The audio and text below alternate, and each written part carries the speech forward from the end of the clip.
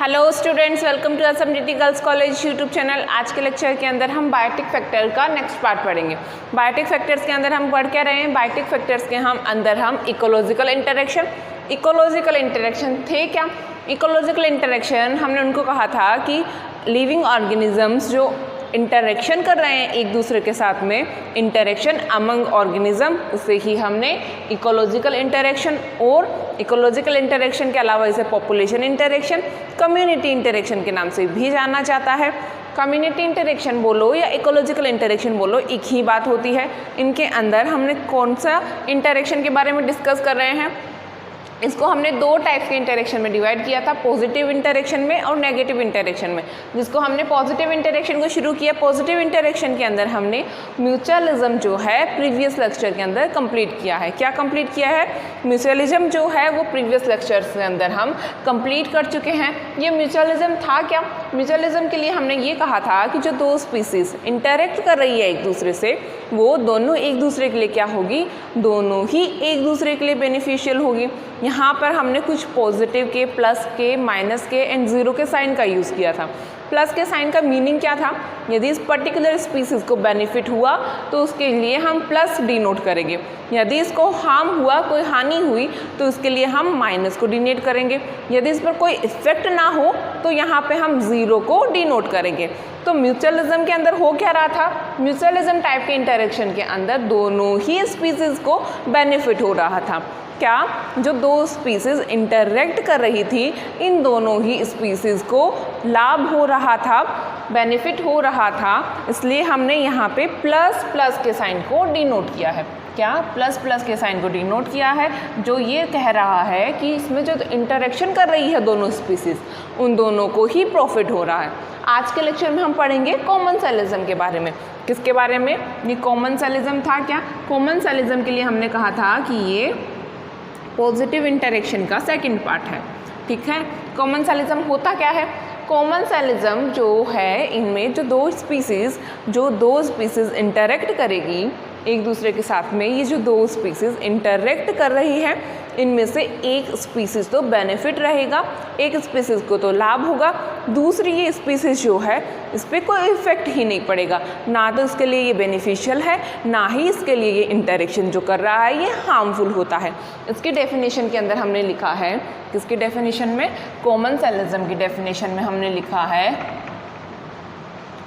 कॉमनसेलिज्म हमने यहाँ पे लिखा है, इन this type of interaction, in this type of inter specific interaction. Inter specific interaction का क्या मतलब हुआ?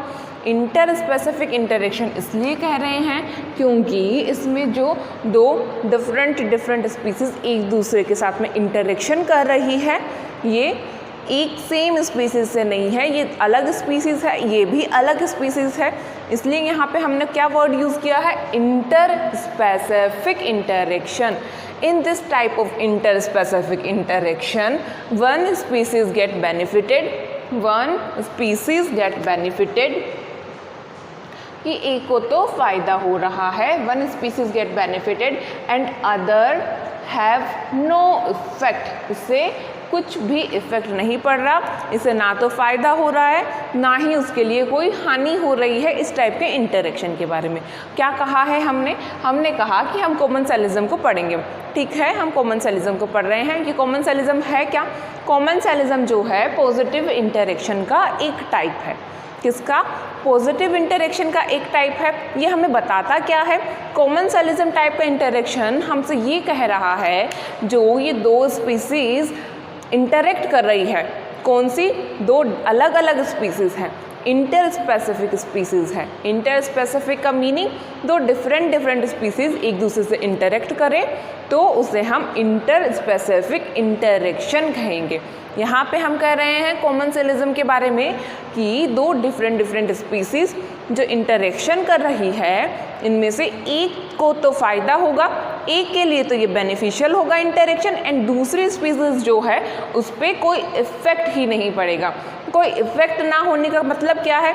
इफ़ेक्ट ना होने का मतलब ये है कि ना तो इससे कोई फ़ायदा हो रहा है, कि ना तो इससे कोई लाभ हो रहा है इस टाइप के इंटरेक्शन से, ना ही उस पर कोई हानि हो रही है।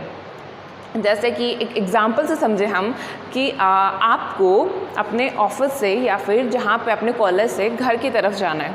आप अपने कॉलेज से घर जा रहे हो, आपके पास में स्कूटी है या कोई बाइक है, तो आप अपने कॉलेज से घर जा रहे हो, आपकी फ्रेंड भी सेम जगह पे जाना है, तो आपको तो वहाँ जाना ही है अपने घर पे। आपकी फ्रेंड कहे कि भैया मुझे भी लिफ्ट दे दो, मैं भी आपके साथ चलूँ, तो आप उसको लिफ्ट दे दोगे। तो यहाँ पे आपकी फ्रेंड को तो हुआ बेनिफिट कि उसको वहाँ तक जाने के लिए लिफ्ट मिल गई, लेकिन यहाँ पे ना तो आप पे कोई इफेक्ट हुआ, ना तो आपको उससे लाभ हुआ, ना ही कोई हानि हुई, क्योंकि आपको तो वहाँ जाना ही था और आपकी फ्रेंड जो है उसको लिफ्ट मिल गई। तो उससे हुआ क्या, आपकी फ्रेंड जो है उसको तो हुआ बेनिफिट और आप जो हो उस पर कोई इफेक्ट ही नहीं पड़ा। ये एग्जाम्पल जो हमने लिया है इनमें हम दोनों ही ह्यूमंस की बात कर रहे हैं, आप भी ह्यूमंस और आपकी फ्रेंड जो है वो भी ह्यूमन है। तो ये तो एग्जाम्पल हो गया इंट्रा स्पेसिफिक का, लेकिन हम यहाँ पे जो बात कर रहे हैं कॉमनसेलिज्म की, उसमें हम क्या कह रहे हैं, इंटर स्पेसिफिक। इंटर स्पेसिफिक ये एग्जाम्पल केवल हम समझ सकें कि हम कहना क्या चाहते हैं, इसके लिए लिया था। इंटर स्पेसिफिक का मीनिंग क्या है, इंटर स्पेसिफिक का सिंपल सा मीनिंग है कि दो अलग अलग स्पीसीज जो है एक दूसरे के साथ में इंटरेक्शन कर रही है। कहने का मतलब जैसे कि डॉग को ले लो और कैट को ले लो, डॉग और कैट दोनों आपस में इंटरेक्शन कर रहे हैं। किस चीज़ के लिए, फूड के लिए इंटरेक्शन कर सकते हैं, दोनों ही मीट को फीड करते हैं, तो दोनों में इंटरेक्शन हो सकता है खाने के लिए। अलग अलग स्पीसीज हुई ना, इसलिए हम कह रहे हैं इंटर स्पेसिफिक टाइप का इंटरेक्शन।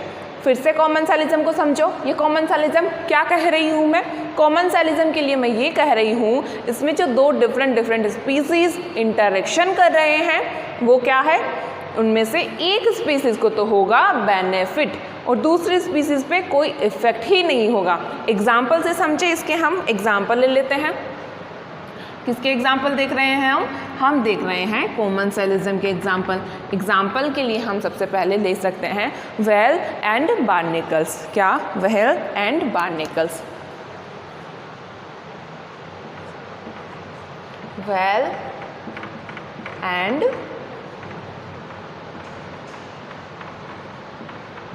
बार्नेकल्स। व्हेल का तो हमें समझ में आया, ये बार्नेकल्स क्या होते हैं, बार्नेकल्स जो हैं एपिजोइक हैं। क्या, एपिजोइक। तो भाई ये एपिजोइक क्या हुआ मैडम, एपिजोइक जो है वो ऑर्गेनिज्म होते हैं। क्या, एपिजोइक जो होता है वो ऑर्गेनिज्म है जो अदर एनिमल की सरफेस के ऊपर रहता है। किसे कहेंगे हम एपिजोइक, एपिजोइक उन ऑर्गेनिजम्स को कहेंगे जो कि किसी दूसरे एनिमल की सरफेस के ऊपर रहता है, उन्हें हम क्या कहेंगे, उन्हें एपिजोइक कहेंगे। ये बार्नेकल्स जो है ये एपिजोइक हैं, ये व्हेल के ऊपर, किसके ऊपर, व्हेल के ऊपर जो होते हैं चिपके हुए रहते हैं। व्हेल के ऊपर छोटे छोटे बार्नेकल्स जो होते हैं वो चिपके हुए रहते हैं। इससे इनको क्या फ़ायदा हो रहा है, यहाँ पे व्हेल जो है, फिश जो है, उस पर कुछ भी इफेक्ट नहीं हो रहा, लेकिन बार्नेकल्स जो है उनको फ़ायदा हो रहा है। कैसा फ़ायदा हो रहा है, एक तो उसको फ्री में ट्रैवलिंग का मिल जाएगा कि फ्री में ट्रैवल कर सकती है, वो एक जगह से दूसरी जगह पे जा सकती है क्योंकि वो व्हेल के ऊपर चिपके हुए हैं। तो जहाँ जहाँ पे ये व्हेल जाएगी उनके साथ साथ में बार्नेकल्स भी जाएंगे।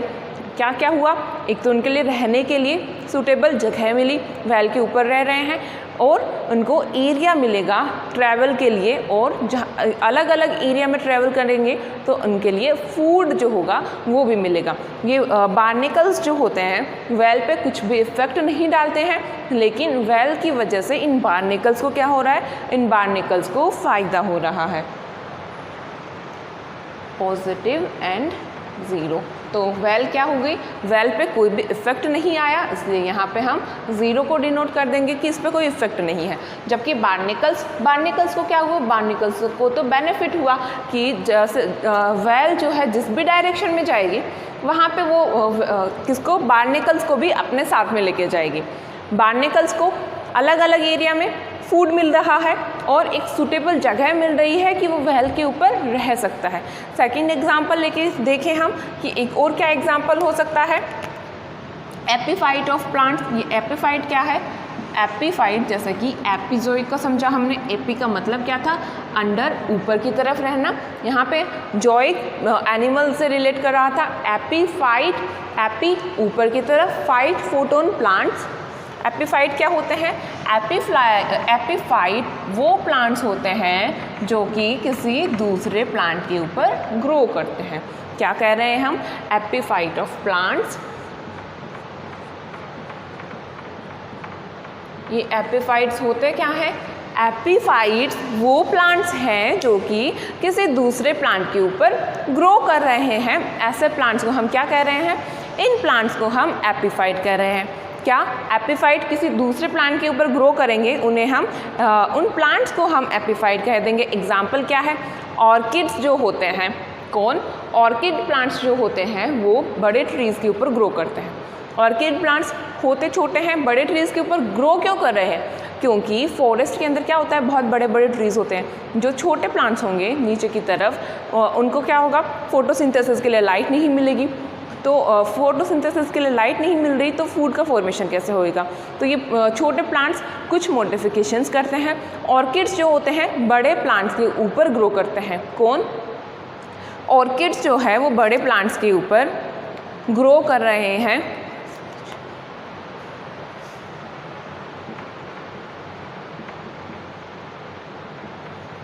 एग्जाम्पल ले तो मैंगो का tree.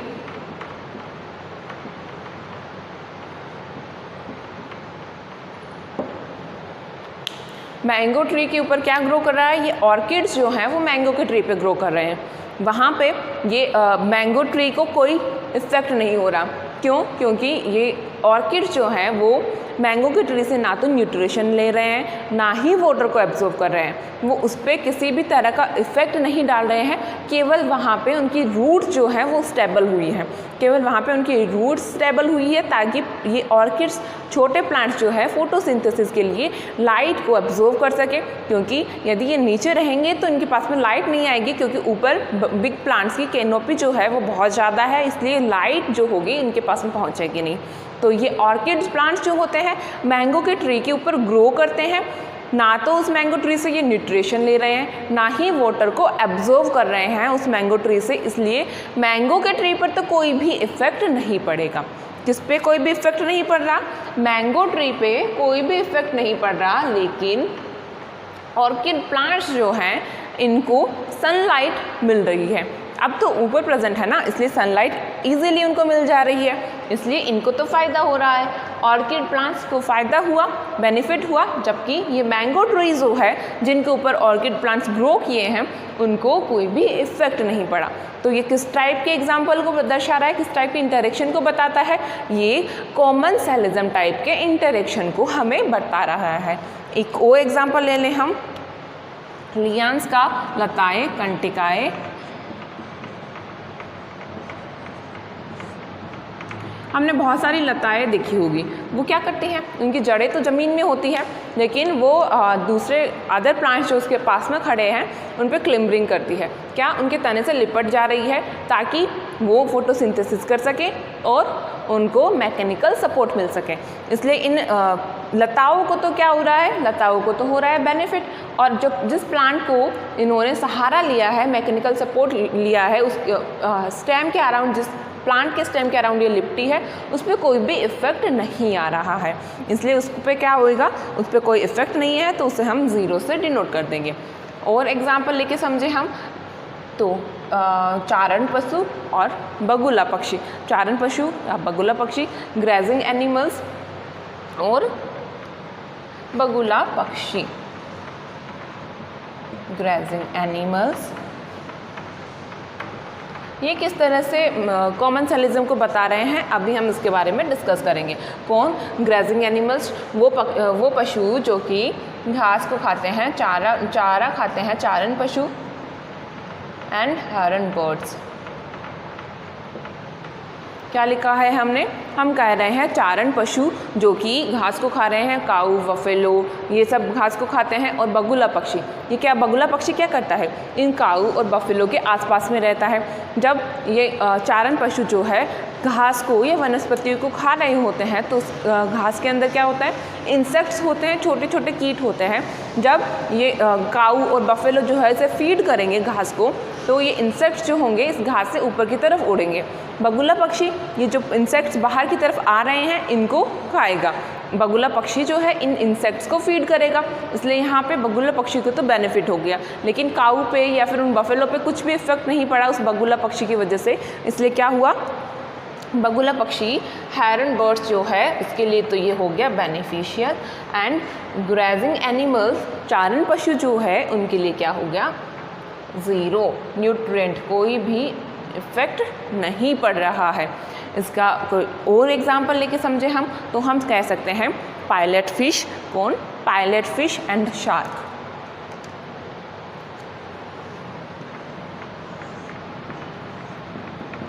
Pilot fish and shark.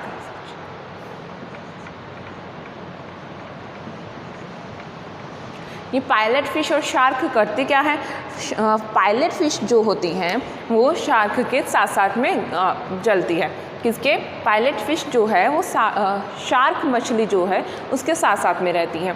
क्या करती है, शार्क एक बड़े एनिमल को फीड करती है, जब शिकार करती है शार्क मछली तो क्या करती है, शार्क एक एनिमल को फीड कर रही है, शिकार कर रही है, जब उसे एनिमल को खा रही है ये तो उससे छोटे छोटे पीसेस जो होंगे मीट के नीचे की तरफ गिरते रहेंगे।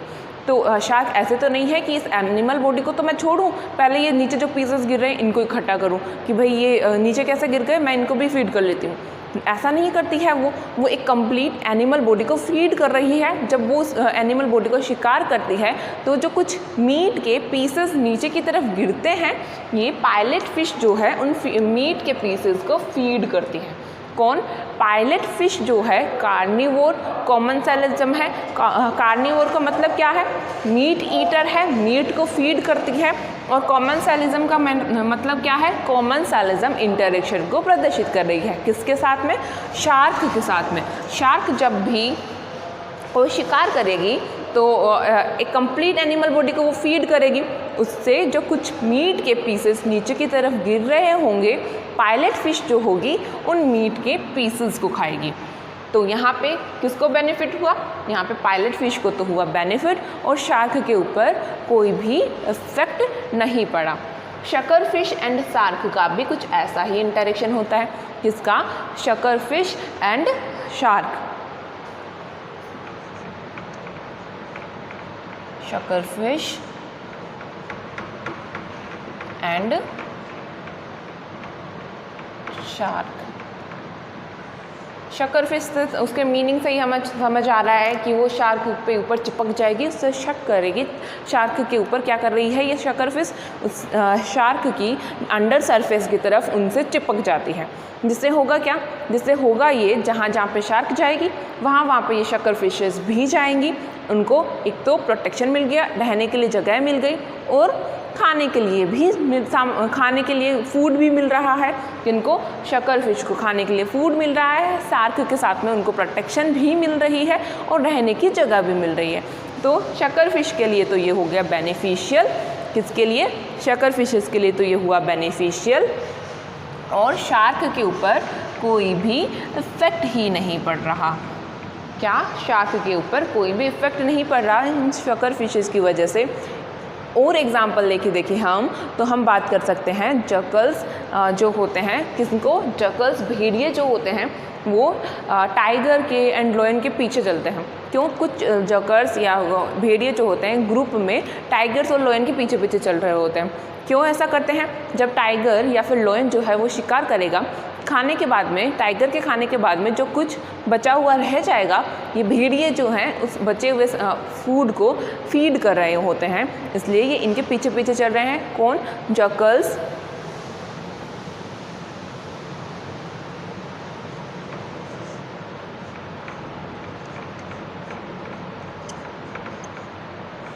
किसको फॉलो कर रहे हैं, टाइगर्स को एंड लायन को।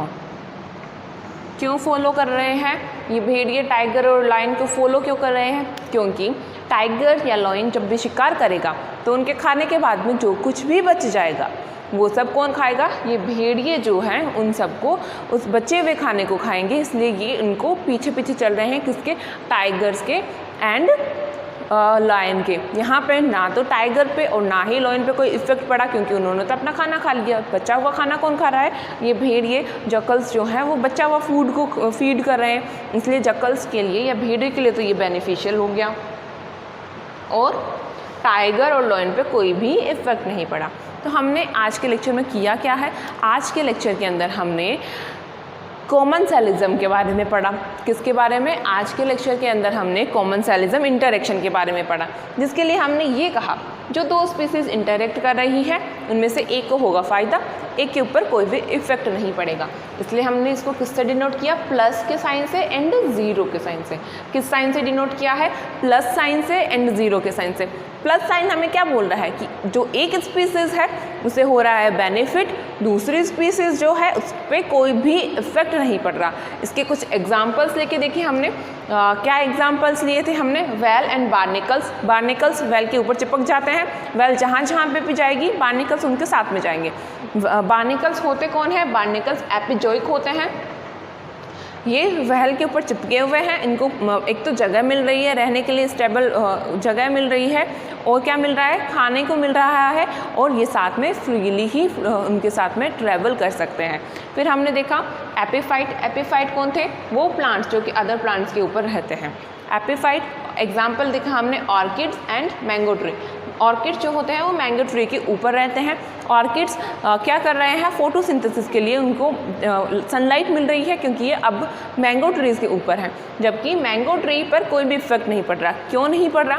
क्योंकि ऑर्किड केवल उस एरिया पे प्रेजेंट है, ना तो वो उसे न्यूट्रिशन ले रहा है, ना ही वहाँ से वाटर को एब्जॉर्ब कर रहा है।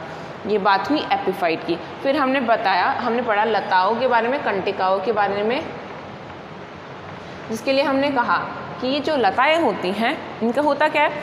ज़मीन में जड़ें होती हैं, जड़ें जो है अंडरग्राउंड है, लेकिन इनका स्टेम जो होता है वो अदर स्टेम के लिपटता जाता है, क्लिम्बरिंग करता जाता है और ऊपर की तरफ जाता है। फोटोसिंथेसिस तो हो रही है, उसे मैकेनिकल सपोर्ट पे मिल रहा है। जिस प्लांट को इसने सपोर्ट की तरह यूज़ किया है उस पर कोई भी इफेक्ट नहीं पड़ रहा। फिर हमने देखा ग्रेजिंग एनिमल्स और हैरन बर्ड्स के बारे में। ग्रेजिंग एनिमल्स चारण पशु और बगुला पक्षी, ये क्या कर रहे हैं? जब भी ये ग्रेजिंग एनिमल्स घास को या वनस्पतियों को खाएंगे तो वहाँ से इंसेक्ट्स जो होंगे वो बाहर की तरफ उड़ेंगे, और बगुला पक्षी क्या करता है? इन इंसेक्ट्स जो कि घास से निकल रहे हैं उन्हें फीड करता है। यहाँ पे बगुला पक्षी को तो हुआ बेनिफिट, काऊ बफेलोज जो फीड कर रहे हैं घास को, ग्रेजिंग एनिमल्स जो है उन पर कोई भी इफ़ेक्ट नहीं आया। फिर हमने एक और एग्जांपल लिया था किसके बारे में? पायलट फिश के एंड शार्क के बारे में। किसके बारे में? पायलट फिश एंड शार्क के बारे में, जिसके लिए हमने कहा ये पायलट फिश जो होती है शार्क के साथ साथ में रहती है। क्यों रहती है? शार्क जब भी शिकार करेगी तो उसके शिकार से जो छोटे छोटे मीट के पीसेस नीचे की तरफ गिरेंगे, ये पायलट फिश जो होंगी उन मीट के पीसेस को फीड करेगी। फिर हमने एक और एग्जांपल लिया शकर फिश का एंड शार्क का। ये शकर फिश क्या कर रही है? शार्क के अंडर सरफेस की तरफ चिपकी हुई रहती है, और क्या करती है? इनको शार्क के साथ साथ में तैरती रहती है, फ्लोट करती रहती है, उनको खाने के लिए भी मिल जा रहा है और रहने के लिए प्रोटेक्शन भी मिल रहा है। जबकि शार्क पे ना तो इस चीज़ का कोई बेनिफिट है, ना ही इस चीज़ से उसको कोई लॉस हो रहा है। एक और एग्जाम्पल के लिए हमने डिस्कस किया था जैकल्स एंड, जो कि टाइगर्स को एंड लायंस को फॉलो कर रहे हैं। ये भेड़िए टाइगर और लायन के पीछे चल क्यों रहे हैं, उन्हें फॉलो क्यों कर रहे हैं? क्योंकि टाइगर्स और लायन जो भी फीड करेंगे, शिकार करके जो भी खाना खाएंगे, बचा हुआ खाना जो होगा, ये कौन? ये भेड़िए जो होंगे उस बचे हुए खाने को खाएंगे। यहाँ पे भेड़िए को तो हो गया लाभ, और टाइगर और लायन जो है उसको कुछ भी इफेक्ट नहीं पड़ा, ना तो उसे लाभ हुआ ना ही उसे हानि हुई। ये आज के लेक्चर में हमने किससे कंप्लीट किया है? आज के लेक्चर के अंदर हमने कॉमनसेलिज्म टाइप के पॉजिटिव इंटरेक्शन को कंप्लीट किया, जिसमें एक स्पीसीज को तो होता है बेनिफिट, दूसरे स्पीसीज पे कोई भी इफेक्ट नहीं पड़ता। आई होप आपको वीडियो समझ में आया होगा। लेक्चर को ध्यान से देखना, अगर इसमें कुछ कन्फ्यूजन हो तो मुझसे शेयर करना। Have a good day students.